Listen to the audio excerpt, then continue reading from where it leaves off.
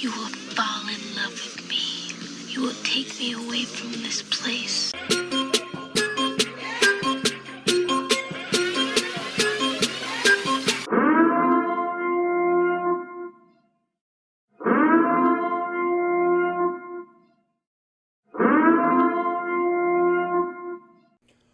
Full disclosure, news and commentary number 116, 116, 116, 116, 116.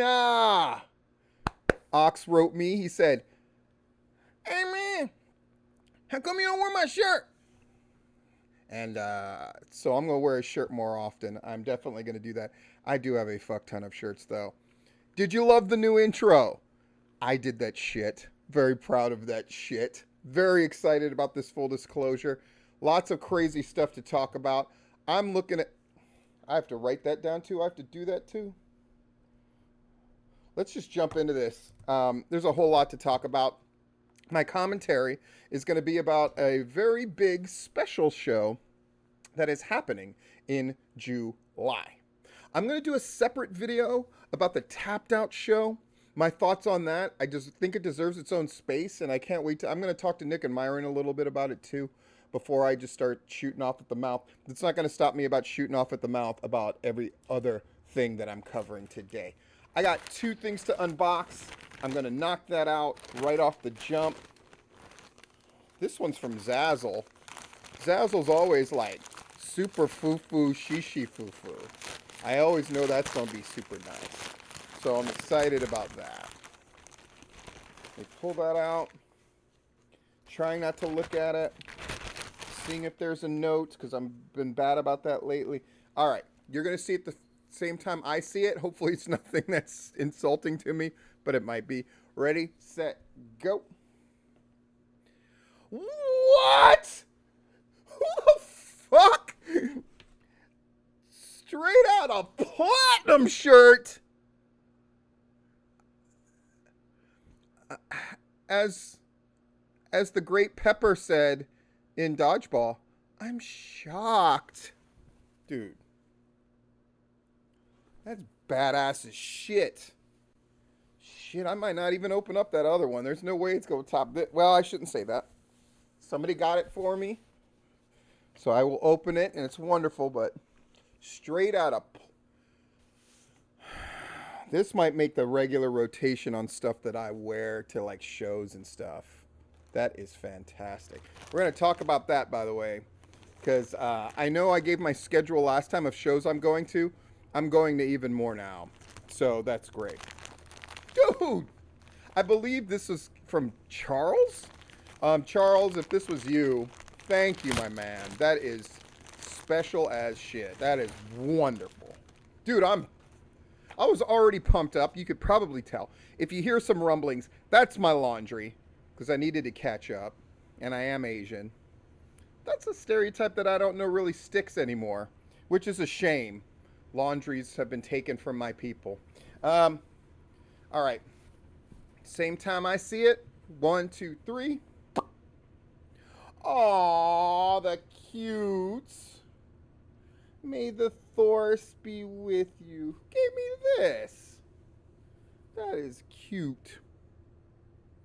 That is super cute. What size is this? It's supposed to be for my kids? Fuck them, I'm wearing it. No, it's my size. That is cute as hell. I'm straight out of platinum and made the... You guys are got me in my feelings already. Thank you so much for these gifts. I love it. I'm hyped. Will Carter's baby. You see pictures of that fucking kid? Kid's a winner. I don't say that about everybody's kid. Will Carter, that was a good-looking kid. Congratulations to Will Carter. Super exciting. Super exciting. Mucha Lucha Ricardo wanted me to let you know for show. They are running on July 11th. He sent me the poster, I don't know how many times, so he must want it. So let's put it up. Yep. And I'll put the link for the tickets below. Um, dude, Andrade. I was just talking to Larry on the phone, and we were trying to speculate. What is Andrade going to be that kind of draw? Now, if Andrade's going to be a real draw for somebody, you would think it would be Mucha Lucha. I am dying to hear. So that's July 11th. Can't wait to see what happens because of that show.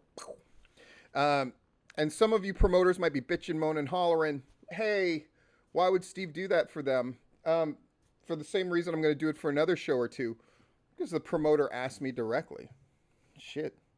Rob Rod is always going to seek your shows out and put them up, which is awesome of him. That's not really my thing. But if you want to send me your shit, I'm going to put it up. I'm going to do it for another group later on in our commentary. Is what it is, right?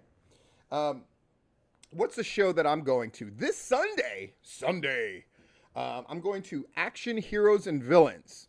They're having their 14 months ago, like March 11th of 2020, they were scheduled to do their first show. I did a Platinum Show Investigations about it. I was all pumped to go. And then literally the day before is when the world shut down. And so they had to cancel that show. So finally, more than 14 months later, they're finally getting to do their premiere show. They run on a real family-friendly, like, definite baby faces, definite heels tip. All of their videos that they've been putting up to promote that show, I think, look really cool. Daniel Shaw, who runs that thing, who does ring announcing stuff, I love that guy, and I want to support him. So I'm going to be there doing my thing. You know how I do, live tweeting and all that stuff for that show. I'm probably going to put a Platinum Show Investigations out. I need to put these notes down. A Platinum Show's Investigations out about that show as well. See if I can help them out a little bit. And it's in Sanford, Florida, so it's a little bit of a haul for me, but I wanted to be that guy in Florida as well as Georgia, so that's what you got to do. I'm going to get out there. People have been asking about that P list of the top 10 promotions. I realized I would be remiss if I did it last week because a bunch of heavy hitters are running this weekend. And even shows that run on the regular, like Pro South, they're having a big show for them on Friday. So when you got Southern Honor and Action and all these other cats, and Southern Fried ran last weekend, dude, I had to hold off. So I'm going to wait till after this weekend's shows to put out the P list of the top 10 promotions, because I have a feeling shit's going to go down that's going to shake stuff up a little. Look at that. Look at that shoulder roll action. My God. And thank you to the people who have responded very positively to the Father's Day post I put out. I had a lot of fun writing that, and it was a very emotional thing to write, so I really do appreciate it. It was just straight out of Platinum. Love it. By the way, another reason that I'm holding off on that P list is there are 11 promotions running this weekend, according to Rob Rod. Let me say that again. 11 promotions running, according to Rob Rod. And Rob's going to try to cover, since he got out of work on Sunday, 3 shows, Friday, Saturday, Sunday, and Larry's going to cover 2. You're going to get 5 fucking reports. Folks, quit your bitching. Holy fuck. And please spare me. Luckily, this talk has dwindled down to almost nothing. Rant bell, as it should. But anyone who wants to bitch about fucking coverage or people getting promoted and all of this kind of shit, fuck yourself. This is what it looks like when you have a fucking healthy state of wrestling. This is what it looks like when this fucking wrestling in your state fucking matters. Guess what? Georgia should be proud of itself. And I don't know why people are insisting that it shouldn't be. Fuck yourself. Right? When you look at guys like, with Dan coming back and cutting the promos that he's cutting, him and Tank, and you got fucking Hankins there, I will put up Dan and fucking Matt Hankins and their fucking promos and their videos that they're doing against any other fucking state. You know who's at the fucking top of the game right now in managing in pro wrestling? It is motherfucking Dan. It is fucking Matt Hankins, and not necessarily in this order. Dan, Matt Hankins, Don Callis. Nobody else fucking matters. Paul Heyman, sort of. But if somebody wants to explain to me that Paul Heyman right now is as fucking good a manager as fucking Don Callis, you're fucking crazy. Just because Paul Heyman's better than everybody else, he ain't touching those three. Those three guys. And you notice I'm not saying in a state or a blah, blah, blah. I'm talking fucking period. It's Matt Hankins, it's fucking Reverend Dan, and it's motherfucking Don Callis. Those are the three best in the game right now. I'm talking about anybody in fucking Ring of Honor. I'm talking about anyone in fucking AEW managing. I'm talking about any of those motherfuckers. We got 2 out of the motherfucking 3 in the fucking area. You want to fucking argue with me? I would love to see you fucking try. And somebody can comment down below, because often the people who comment on my shit are out of state. So if you know of somebody that you want to put up their promo against motherfucking Matthew Hankins, motherfucking Reverend Dan, and the shit Don Callis is doing right now, fuck you. They're the fucking best right now. And I'm fucking proud as shit. I think it's amazing. And you should be fucking proud too. And shit, I mean, I'm going to talk about Southern Fried. I'm going to give them their fucking, I want to give them their own fucking segment on this shit. But come on, man. Drawing over fucking 500? It's great. Not needing to lie about it. Fucking wonderful. Fucking Gary Lamb. He's fucking right about one thing. They fucking fought the summer slump and they got their shit over 400 again. That's fucking good news. What's this Mucha Lucha show going to do July 11th? From there, they're going to try to run every month. What's Larietto going to do this fucking weekend? I don't know. But we've got a lot of motherfuckers. Look, this year, Southern Fried is in the 500 club. Along with fucking Larietto. Along with motherfucking KLT. Along with Mucha Lucha. 4 promotions that have done that. And then when you look at the ones that have done over 400, then you add fucking Southern Honor to the list. That's 5 promotions. Is that not impressive? Is that not wonderful news? Is that not great for the boys? In fact, almost everybody. Anarchy just drew the 2 biggest fucking houses they have ever done ever. Folks. You got to be happy about some of this shit. You got to be happy about some of this shit. Pro Wrestling Georgia drew 68. I've been told that they actually managed to eke out a little bit of a profit. That's great fucking news. I'm told that Danny only fucking kicked ass on that thing. Danny's going to be part of another segment I'm going to do later on. So I'm going to shelf that for now, but I'm going to get back to it. But I need to talk about this Brad Cash bullshit. So Brad Cash lost his fucking mind. And folks, I'm just going to lay it out. Brad Cash, there's a lot of things to like about that guy. I think he cares a lot about what he does. I think he fucking cares about wrestling. I also think that a lot of people have done this. They've fucking pumped that guy so full of smoke and so full of shit that he believes his own bullshit. And Brad Cash might get mad about this, and other people might call me out for this, but what the fuck ever. I'm Stephen Platinum. This is what the fuck I do. Brad Cash is forgetting what brought him to the fucking dance, which is over-delivering. And that guy, I mean, I looked at that stuff from that birthday show, and it was so fucking embarrassing. And it was fucking disgraceful. I talked about it on fucking Patreon. But I'll just lay it out here. It was fucking embarrassing.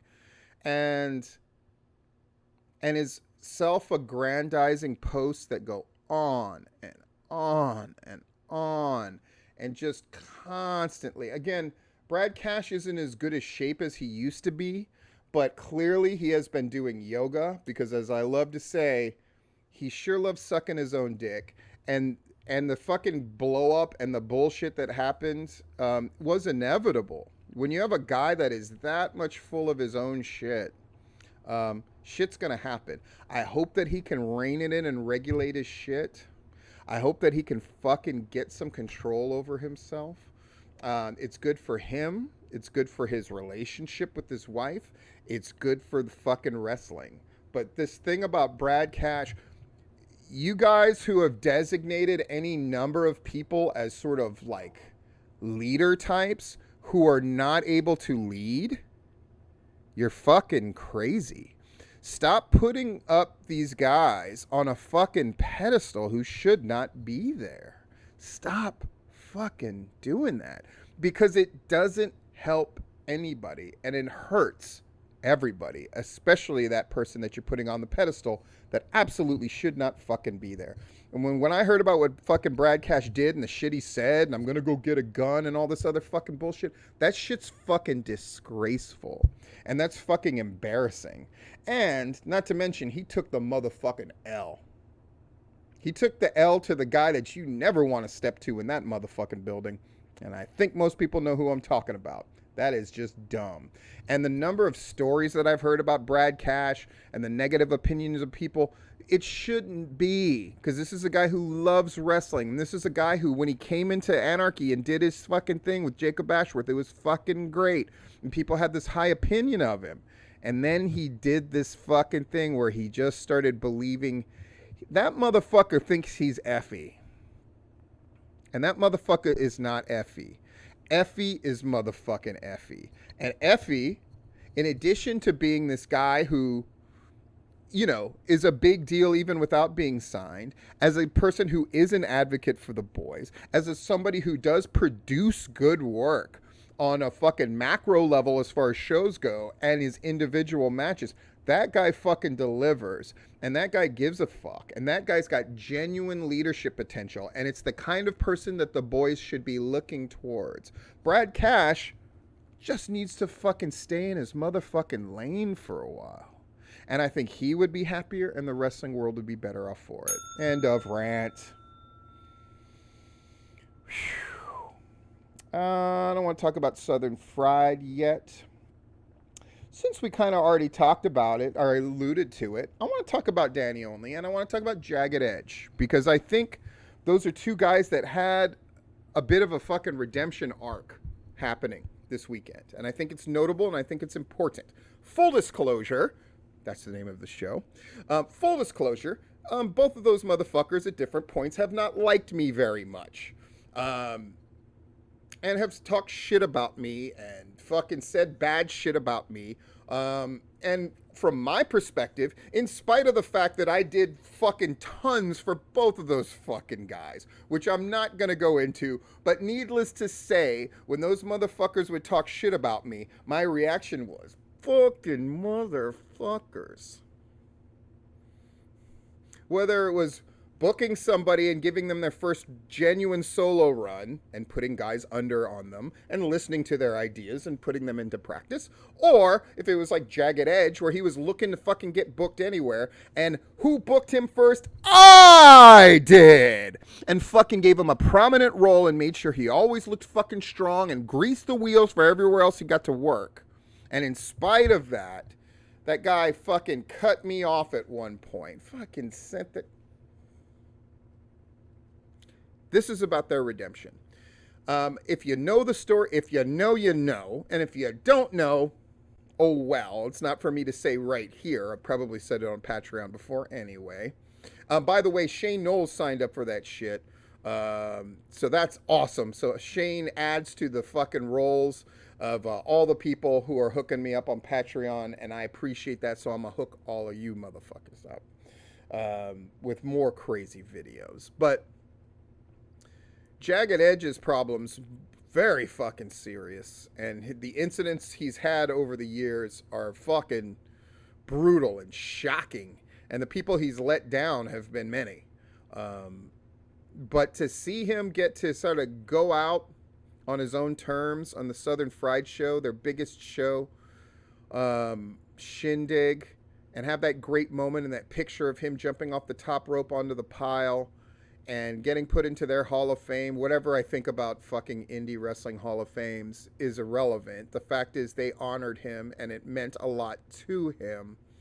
And the general vibe is fucking thank you, dude, and it's fucking great, and you'll be missed, is a wonderful way for somebody who I considered a friend to be able to go out, and it pleases me, and it makes me happy, and it's great.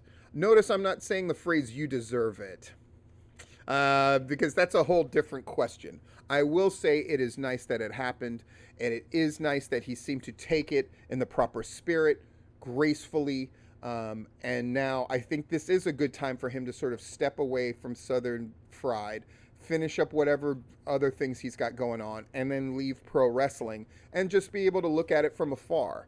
I think it's not going to get better than this. And what we don't want is for him to hang around and have another fucking downturn in his life. I think this is a great way for him to segue, because he's over 40 years old. This is a great way for him to segue into fucking having his life go the way that he wants it to go. And I was very glad to read that. I was very glad to see that. Danny Only. Clearly a guy who's on the mend, a guy who's been in sort of an apology / explanation tour for a while, and now he's getting to sort of just be put in positions and excel at them. And from what I fucking read and from what I fucking saw, he did better at Brad Cash in a fucking death match. Period. Point blank. Got the color. Did the shit. Looked good doing it. The report from the people who ran that show when they fucking messaged me was, Danny really impressed. And that's fucking wonderful. And it's fucking great. I'm getting this vibe from Danny that instead of trying to explain away the shit that happened in the past that was negative, he's just focusing on doing the best he can from here on in. And I think that's good news. Danny's always been a really great performer. He was one of the guys that I really saw as a top guy at PCW at one point. And it's great to see him fucking having fun. And it's great to see him fucking taking on challenges and meeting them.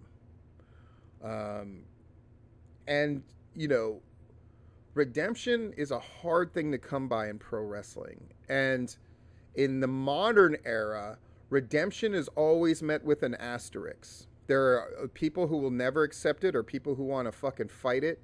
I remember the shit that I caught when I sort of wrote a couple of pieces about the redemption of Rick Michaels.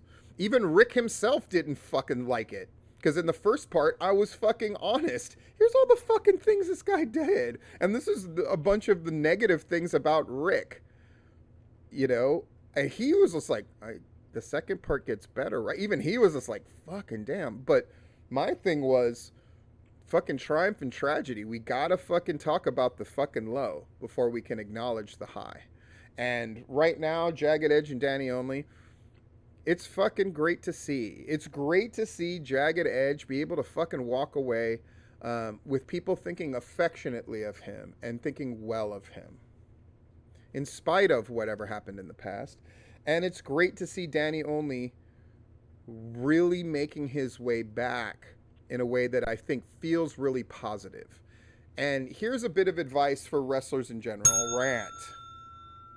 Spare us your fucking constant advice. Spare us. Fucking be an example. Don't just keep telling us you are one. Because it dilutes the effect, whether you realize that or not. Cool. But Jagged Edge, Danny Only, congratulations. And I hope the good times just keep fucking rolling for you guys. Cool. Let's talk about Peach State only drawing 75. Fucking disappointing as fuck. Hopefully for this July show that they've got coming, hopefully they can knock that shit out of the park. I'm hoping that for them. They have time to promote it. They have time to get it going. Let's hope that they can get it going. Oh, let's talk about this bit of weirdness. Fucking story time, motherfuckers. And there is a wrestling point at the end of this. What the fuck is Steve talking about? Rainbow. Boom. All right. The 12-year-old in me is laughing, right? This is, it's almost July 4th. So you have fireworks stands everywhere. And there's the Golden Shower Fountain. An unfortunate name, most certainly, but you could see how it happened, but still pretty freaking hilarious, right? Uh, what does that have to do with anything, Steve? Well, um, let's look at this cock flavored soup mix. I've certainly seen this online before, people making jokes about it. And I remember the first time I actually saw a packet of this stuff. And did I laugh? Absolutely. An unfortunate thing, but at least we know what the hell they're talking about, right? Cock flavored. Ridiculous. This. Whack off. Insect repellent, right? All of these things are generally pretty funny and ridiculous. Then there's ones that are perhaps a little less funny. Uh, Before we get to those, then this one happened a while ago, and NADS, natural hair removal gel. That one actually hung around for quite a while. It may even still exist, though I don't think it does. Used to be a lot of joke about NADS pre-internet, for sure. Um, then there's the ones that are. I couldn't find a picture of this without the WTF, so let's just put it up. Child predator hands. It's a little problematic, right? You wouldn't be that happy about like, oh, child predator hands. I mean, I get what happened, right? Oh, it's aliens versus predator, and it's gloves for kids, so they could be the predator, so they are child predator hands. But nonetheless, unfortunate. I'm sure they got those off of the shelf, or at least relabeled that as quickly as they could, which is probably why I could only find this one picture that already had the WTF on it. But I want to talk about this thing that happened in the 80s. AIDS helps you turn down a turnover. What the fuck, Steve? It's this. AIDS, appetite suppressant capsules. Uh, it seems like a great idea, name notwithstanding, right? Uh, a caramel candy that I eat that sort of holds down my appetite so I can, you know, eat less. And that seems like a great way. I eat candy and I lose weight. That sounds pretty awesome, right? But they had that name. And then what happened? The AIDS epidemic happened. And what happened to AIDS candy? Sure as fuck doesn't exist with that name on it anymore. And why would it, right? I mean, you had this thing that fucking ravaged the country, terrified the nation, brought out the worst in people as far as homophobia and every other thing. People were fucking scared. And for you youngins that did not live through the frickin' AIDS era, let me tell you, it changed the way that we looked at each other. It changed the way that we looked at sex and relationships. It changed a lot of things. It may have, think about it, this may have delayed, the gay rights movement and all of this stuff. It made everything way, way harder. And it was a really rough thing. And this unfortunate name just couldn't it just couldn't survive, right? Of course it couldn't survive. Why am I bringing this up? Because a lot of discussions taken place of how wrestling groups are doing better and better and better, right? Southern Honors back in the 400s. Like I said before, right? Anarchy, two biggest houses they've ever had. IWE continues to get bigger and bigger every show and draw more and more people. Pro South is back to doing good numbers for them. And, You have IWTV, and, Action has all these people watching, and things just seem to be going really well.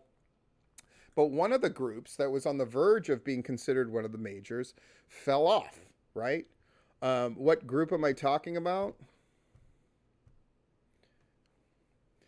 Viral Pro Wrestling. And they've got their big show of the year, Infection, coming August 14th. And I think, being back in the Sweetwater gym is going to help.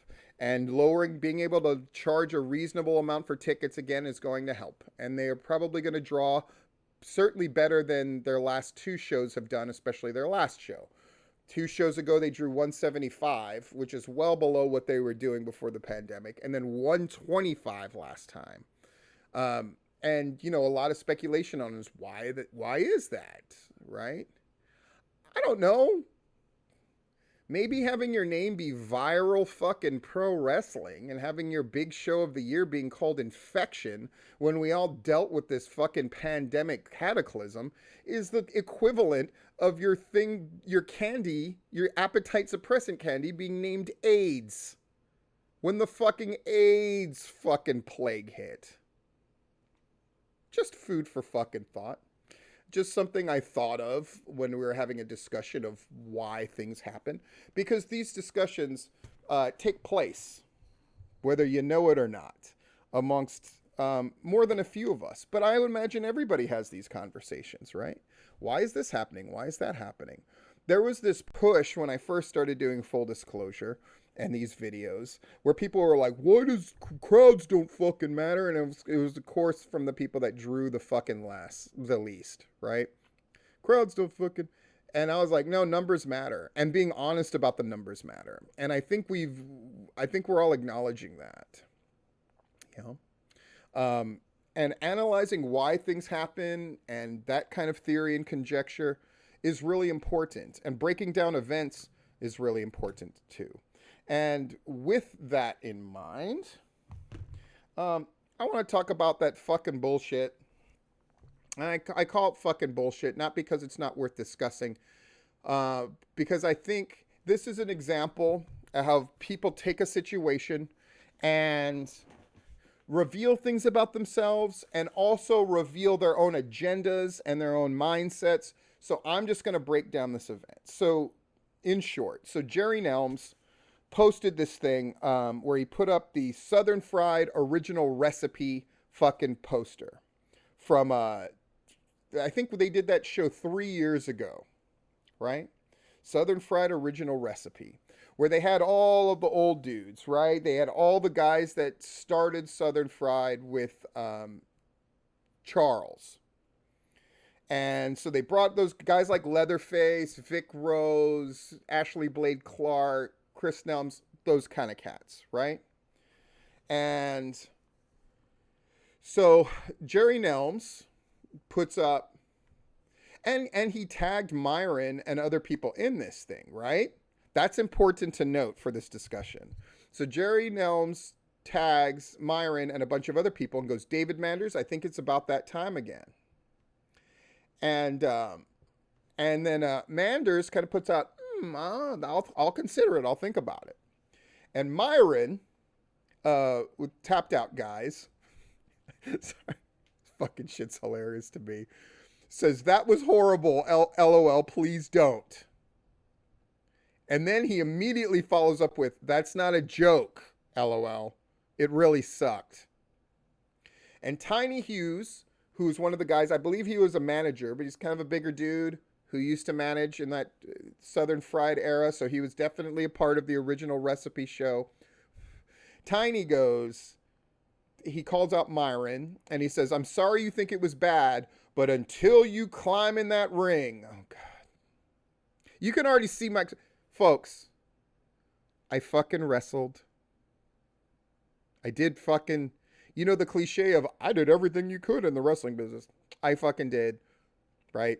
So this is coming from that place where I am so tired of both sides of this fucking argument. And I'll talk about both sides. But I'm definitely tired of, until you climb in the ring and give your blood, sweat, and tears to help a man reach his vision, Please take it from Tiny the Mouth. Please shut the hell up.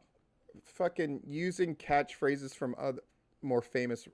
That's some Mark ass shit. Myron's just whatever. So Gary Lamb fucking jumps in. Tiny Hughes, so unless you climb into the ring, you can't have an opinion that something sucks. So if I've never played Major League Baseball, so I can't say the Braves suck this year. I've never recorded an album, so I can't say certain music sucks. It's called an opinion. Probably no one in the state is more of a mark than Myron. So if he said it sucked, it must have really sucked. Gary throws out a fucking great first pitch and writes a great fucking first chapter. And when he enters a debate, it's one of the things I do love about Gary. When he enters a debate, Gary comes in and he's going to hit you with the motherfucking right hand lead. Pow! Right? And then pop! And then hit you right after. And then he's going to set and he's going to just keep swinging before you can fucking swing back. And if you do swing back, God help you, Gary's going to fucking keep coming at you until you fucking give up. Which works on fucking 80% of people. And here he's got an art. I hate the argument, I hate the argument, if you've never bumped in a ring, you have no right to fucking say anything. But I also think the argument of, well, I can, Roger Ebert never wrote. Roger Ebert did write a screenplay, by the way. Plus, that guy was super educated in what he was fucking talking about. So if I wanted to make an argument at somebody, and I did when I wrote on that for fucking wrestling sites, I sometimes would make the argument. At the end of the day, and I didn't play that card much, only when appropriate. I wouldn't just play the I wrestle you don't card. I would play the I'm obsessed with the sort of nuances in a way that you are not. I'm educated in wrestling in ways that you aren't necessarily. To me, that's a solid argument that you can make. But that's not what Tiny's saying here. He's saying, unless you step through those ropes, cliche, cliche, cliche, right? So Gary hits him. Bam! Tiny. Gary Lamb. No, you can have an opinion, but a wise man once said, everyone has an opinion, and they are like assholes. Everybody has one, but nobody cares about yours. People that can't get fucking cliches right are fucking morons. Everybody has an asshole, and they all stink. That's it. That would have been an actual better fucking cliche and argument. But having to go to a cliche as a point, you fucking lost. Gary, still smarting over his fucking exotic youth beating, definitely looking to fucking get his win back. And so Tiny Hughes, you are getting shanked in the motherfucking proverbial wrestling prison shower right now. Because Gary's about to go in. Tiny Hughes, I cared. Immediately countering Tiny's argument of like, it's his opinion and it doesn't matter, nobody cares. And he goes, well, I cared. Hearing Myron say it sucked let me know it really sucked. Go back to mom's basement, tired, and troll someone else. Tiny, once you get hit in the kidney and you get popped again in the kidney, you're going to start bleeding out. So at this point, you want medical attention. You want to stop the fight. But Tiny swings again. Tiny says, Gary Lamb, apparently you don't know shit. I was there. I have shed blood with 90% of the guys on this poster. So why don't you shut the fuck up, head back to your hole, and keep your opinion to yourself. I'm done with you, Mark. Oh my God. So this is Tiny turning around and grabbing Gary. But Gary still got that shank in his hand, pulls it back. Gary Lamb says, Tiny Hughes, that's awesome. You've shed blood with them, and I'm sure they gave their all. Gary's not demeaning those guys, and he's not demeaning what Tiny just said. He goes, you can give your all and still suck. There's the fucking stab right into the fucking liver. My God, Gary probably dirty boxed him too and fucking cupped the back of his neck and just fucking stuck it in. God damn. That was fucking brutal. I mean, look at you. Perfect example. That's fucking 3 more stabs in the fucking stomach. It's already bad. It's already brutal. And I will say at this point, Gary has won the fight. And the bigger man, this is my opinion, And we all know opinions are like assholes, and people don't care about them.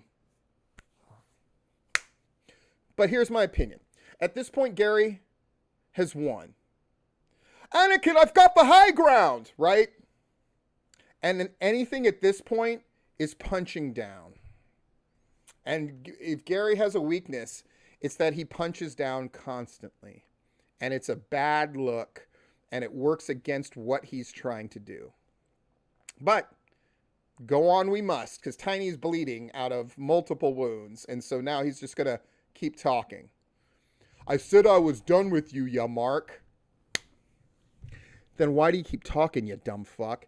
Tiny Hughes goes, somebody please smarten this man up before he makes a bigger ass of himself. Saying that Gary Lamb looks like an ass when you look like an ass is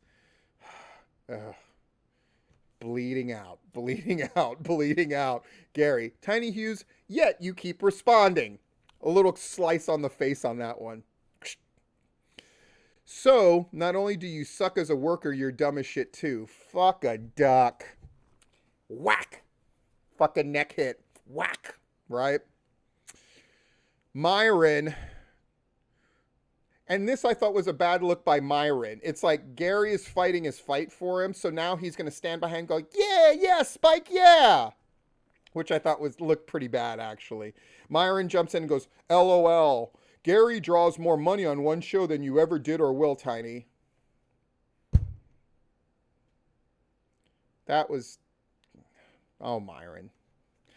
Tiny Hughes, then at this point, has to curl up into a ball. So it's time to get sympathy. I lost a leg and had a major stroke, but I put an ass in every 18 inches. Gotten phone calls from Ric Flair while I was lying in a hospital bed, and Dusty Rhodes called me a great talker. This was an attempt to put his importance out there. And I have to say this. When he's saying something like this, even I, a fucking renowned, fucking vicious animal, who, if I engage in a fucking discussion that turns into an argument, that turns into a fight that feels a little personal, I fucking go for the kill. However, once the guy is showing his neck by basically saying, I've lost a major stroke, and then saying, but Dusty said I was good, and Ric Flair said I was good, this, to me, it's pathetic in the real sense of that word. It is pitiful in the sense that it is full of, it inspires pity from me. And at this point, I think if you're fucking beating this guy down anymore, that's just straight bully fucking lowbrow shit. That's not cold-blooded fucking gangster killer shit. At that point, I think this thing made everybody who got involved in it look bad. From fucking Myron to Gary to Tiny to Eddie Burke, who jumps in here as well. That's my thesis statement. But we're going to keep fucking reading this shit in case you haven't seen it. Gary Lamb, Tiny Hughes. Again, all of that is great, but it doesn't change the fact that he thought your show sucked. And judging from the poster, I would agree it was a shit show. The fact that you're so upset proves you probably know it to be true. And it also proves I've made your one-legged ass my bitch because you keep responding like my bitch. Definitely punching down. Definitely beneath Gary. I've said for a year and a half now that Gary needs to transition or Southern Honor is going to be held back by him. He's going to go from being their best asset to their only asset, and then the asset that is working against them. And I think things like this, I think Gary would be surprised how hated he is in Georgia wrestling. I think he knows it, and I think to a certain extent he encourages it, and to a certain other extent he would even say that it's a positive thing. It is definitely not a positive thing at this point. And what it's doing is it's making it so when the tough times really come, I think he's going to find his reserve of goodwill, even amongst the boys that he considered to be his guys, to be much thinner than he thinks. And it's things like this. I don't think it has a direct effect. I think it just sort of validates what people are already inclined to think. Are people really going to want to do business with that guy from the outside? I don't know. I do think it's beneath Gary, and it is kind of disheartening to read. Buddy Burke, who I do like a lot, jumps in and goes, kind of like his podcast. So Buddy's got some kind of thing against the Tapped Out podcast, I guess. Ha ha ha. Buddy Burke says, the fans enjoyed it. That's all that mattered. The paying customers. I hate this argument. And Gary Lamb jumps on Buddy Burke. But they didn't enjoy it. That's the whole point. Myron said Myron was a paying customer and said it was horrible.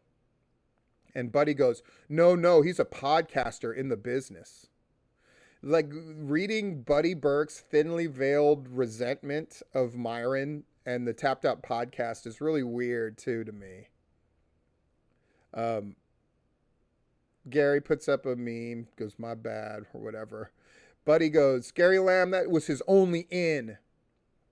People shouldn't shit on people unless they can do it better, especially who claims to be, quote unquote, smart. That's ridiculous. And I guess Myron and Nick are going to do a freaking show.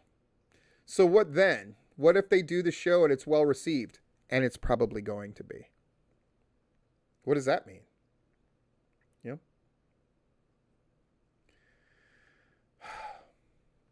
It's one of these things where I think anybody who got involved in it looks bad, frankly. Now, to their own people, it looks great, but that's where we are in the modern era, right? It's not really about converting anything. It's just about validating your own viewpoint, and your tribe backs you up and all this shit. I will say this, and these are my opinions. Take them as you will. Is there anything wrong with an original recipe show? No. Is it a shit show? Yeah. And Chris Nelm's going in like, we were doing Charles' Vision and blah, blah, blah, blah, blah, blah, blah, blah. I'll tell you what I know about that bullshit. Here's what I know about that idea and that bullshit. That Charles, to me, when we would have private discussions, both on the phone and through messages, the show that Charles wanted to do was the show that Southern Fried was doing when they were their least successful. When they were part of the AIWF and doing tournaments so they could put a title on Fred Yehi. That's the kind of wrestling that Charles liked. That's the kind of thing that he wanted to do. But as he intelligently regaled to me what he learned from that expansion attempt that failed, by the way, is that not a good lesson? Whenever Southern Fried fucking overreaches, that's when they fucking get slapped down. Right now, they just had their fucking biggest show in recent memory, maybe ever. Hopefully, they won't fucking... we'll see about that. But nonetheless, Charles would tell me this. Well, that's the wrestling that I like. But I finally understood that, unfortunately, my audience wants to see fat guys hitting each other with trash cans. Quote, unquote. Fat guys hitting each other with trash cans. That's how Charles saw that original crew in fucking Southern Fried.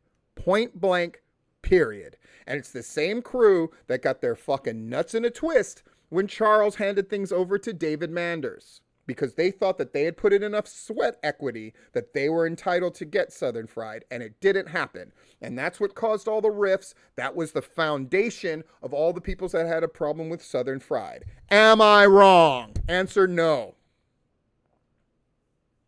So this whole idea of people invoking a dead man to try to make their arguments is fucking lame as fuck. Charles didn't want to have the fat guys hitting each other with trash cans shit show. He knew that that was a way to get started, and a way to get an audience initially, and a way to cater to Chris Nelms and his ilk to get their thing going and started. And by the way, when it started, it was fucking terrible, but it drew like nuts. But 300-400 people. But they also had a ring that fucking rocked back and forth. And it took them forever to get their shit together. To the point where I, who rarely tell people don't do a show, I told my fucking guys, and you can fucking ask them, I was like, do not do that Southern Fried show until they can get a ring that isn't going to fucking collapse underneath them. They didn't know what the fuck they were doing. They had big crowds, sure. And according to Buddy Burke, that's enough. Well, as long as the people were happy, that's all that matters. That's not all that matters. And Charles knew that's not all that matters, which is why that show looked completely different and now has zero resemblance to what it was in the beginning.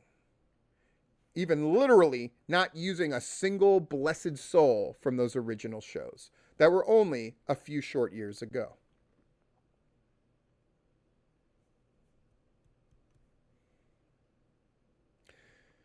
Whew. On Tipping Point tomorrow, we're going to have Dan and Tank, who are getting ready to do Buds on Boardwalk, where Tank is going to wrestle the #1 deathmatch wrestler in the world, John Wade Murdoch. And that promo, I have to look at that promo because it's fucking great. Can't wait to do it. I'm still going to talk about Southern Fried, but I want to talk about something else regarding Dan and Tank. So here is the freaking wicked looking bone from my tomahawk ribeye. So I was looking at this thing, and I'm like, look at this wicked thing. And my kids, as they're prone to do, came up with a great idea, and the idea was this. Make it into a deathmatch weapon. So that's what I'm doing. I still have to talk about it with Dan and Tank, but they were down. So there's only one last thing I have to do to this thing, and then I'm going to send it to them, and hopefully Tank will get to use that fucking bad boy. Love those guys. So happy for those guys. And at the end of the day, they're great at what they do. Talent supersedes. The ones without talent are the ones that go, well, people were happy. The ones with talent know when they're great. And the ones that are truly great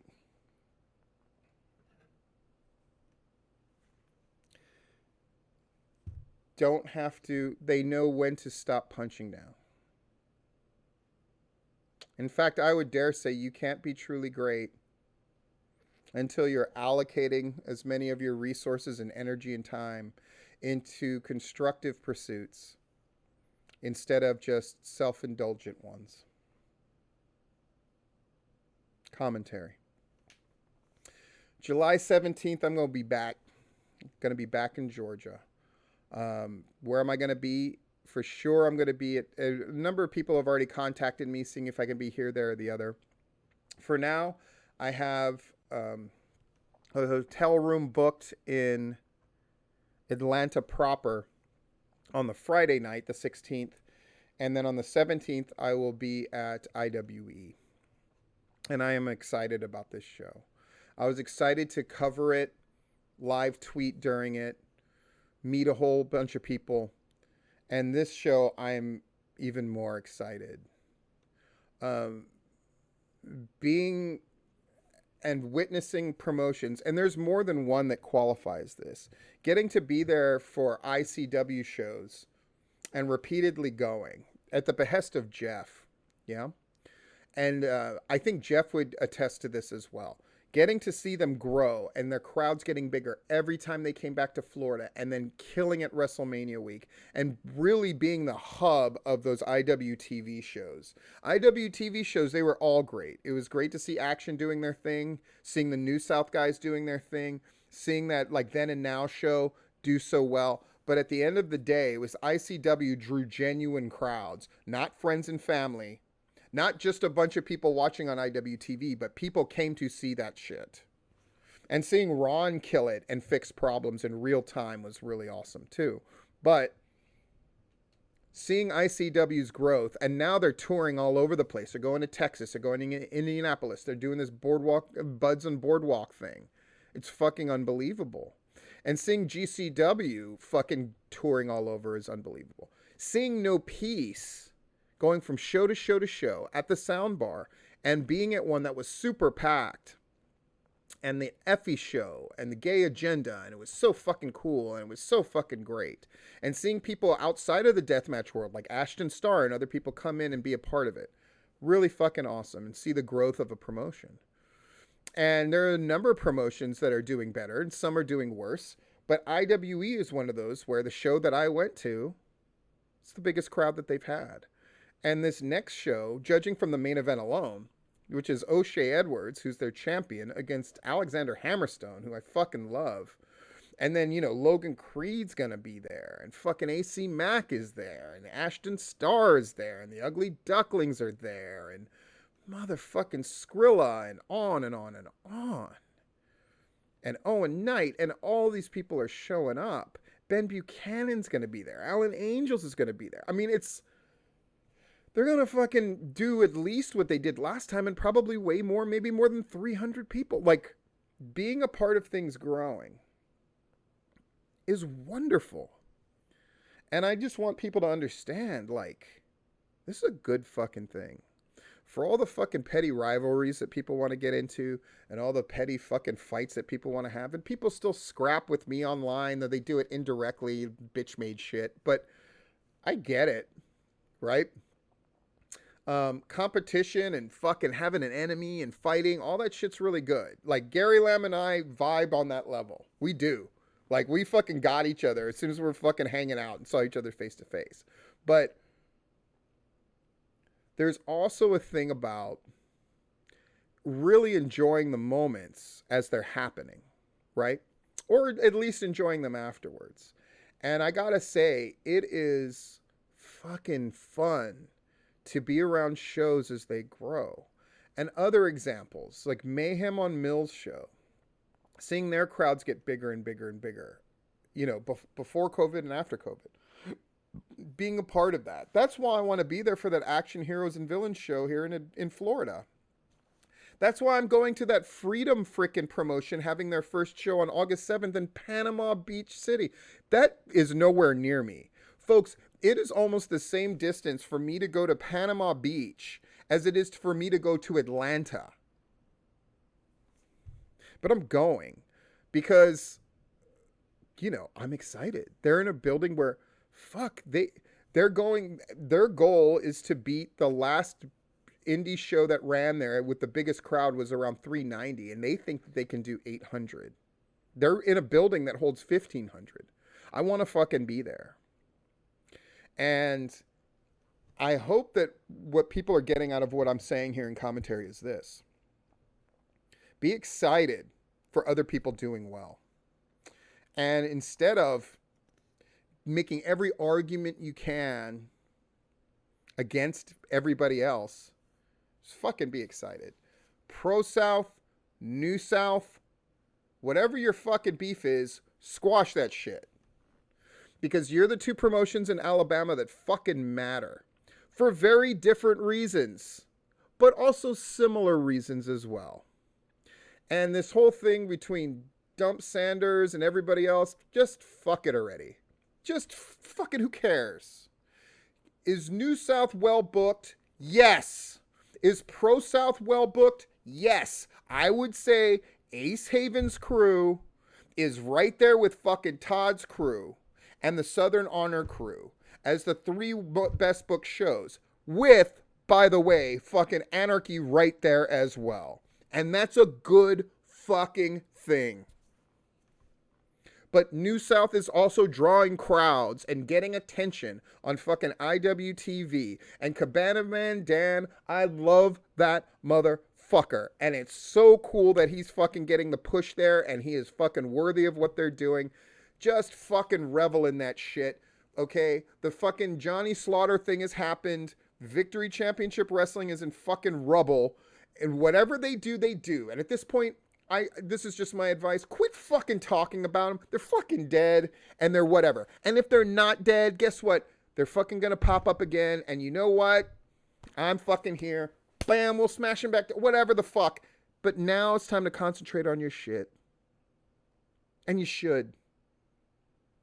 And as for Georgia, I know that there's fucking feuds and rivalries and all that shit.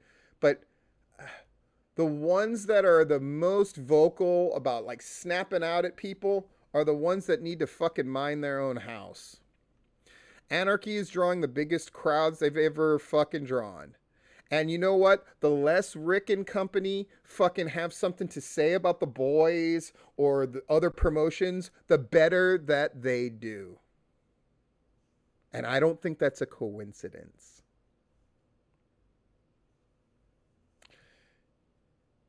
be happy for Southern Fried. If you can't be happy for Southern Fried for drawing 5 to 550, I don't know what to tell you.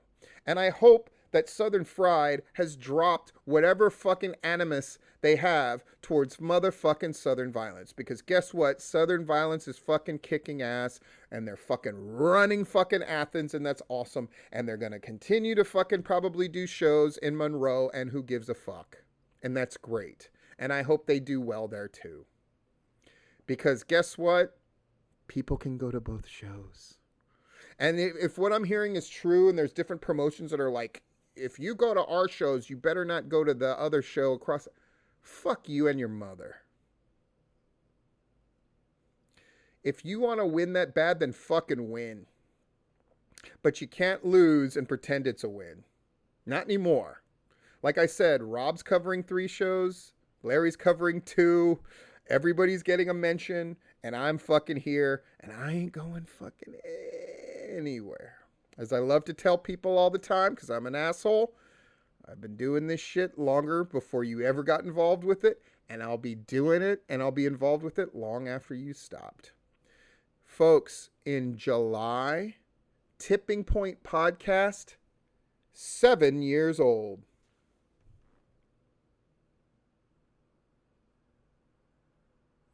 And we're going to keep on going, don't stop. And even the people who like me and then don't like me or whatever, motherfuckers, I ain't going anywhere. So let's all play each other's reindeer games, or not.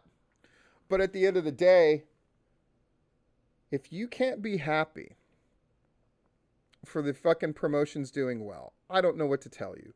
If you can't be happy that we're fucking back doing shows, I don't know what to fucking tell you. And by the way, if you're a part of a group that's trying to fuck Pro Wrestling Georgia out of money, fuck you. Because the game for the boys shouldn't be get your money and fuck the promotion. It should be let's ensure that shit hangs around.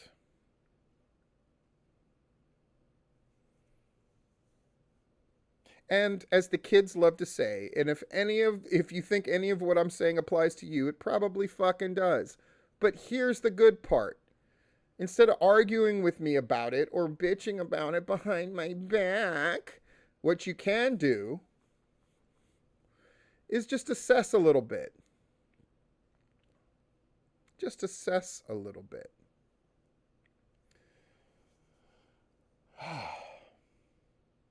This is a good time. And I've said it all along. This idea of promotions working together, that's whatever. But that doesn't mean that everybody has to cut each other's throat. Because quite frankly, it's been shown time and time again, when people have these bullshit rivalries, at the end of the day, it hurts them. And anybody who wants to argue with me on a one-on-one basis, you are welcome to, but you are not going to like arguing with me because I don't forget any fucking thing. And I will remind you of shit that you've forgotten about, and then you'll go like, oh yeah, you're right. That did fuck us because I was fucking fighting with this group over here, and that led to this other cool thing not being able to happen over here. Yes. Because I think about this shit. And I have the advantage of thinking about the big picture. Now, what that means is, for specific groups, unless I'm focused in on them, maybe there is some wiggle room there. Maybe something good shit's happening that I'm not aware of. You know what you can do about that? You can tell me about it. That's not a bad thing. That's a good thing. There's this recent thing where a couple people are trying to say, like, you know, implying that me helping to promote is a bad thing. Is it really? Are the boys fucking watching a match that I'm breaking down and going like, oh yeah, I do that shit. I need to fucking, is that a bad thing or is that a fucking good thing? I think it's a great thing. I think it's a great thing. And it's never been like this, folks. It's never been like this. So fucking enjoy it. There's never been so many places to train. Even when Robert Gibson can't be around, Guess what? The PCW school is there. Guess what? WWA 4 is there. Guess what? Nightmare Factory is there. Guess what? Other people are doing training schools too. And they're doing training in fucking Landmark. And it's fucking great. You can get trained. You can get ring time. There's a million shows. If there's a fucking show that has a fucking alleged pedophile fucking working there, you can do other shows. But what I don't want is for people to get so bogged down in the drama and the minutia of the bullshit constantly that they're taking their eye off of the fucking ball. And the worst part is, people would argue with me, I'm not taking my eye off the ball, but you are, because you don't understand that your fucking public persona and how you are perceived, all of those things add up. If not today, later on. This is the voice of experience. In any case, this is a good time, and we're going to make it even better. And if you don't want to, you know what's going to end up happening? You'll just be another thing that I motherfucking joke about, because chances are I'll be here long after you've stopped. And your legacy is really up to you. But it's also up to me too. And if that hurts you to hear, if that bothered you, it's probably because, as Gary said to Tiny, it's true. This has been Full Disclosure.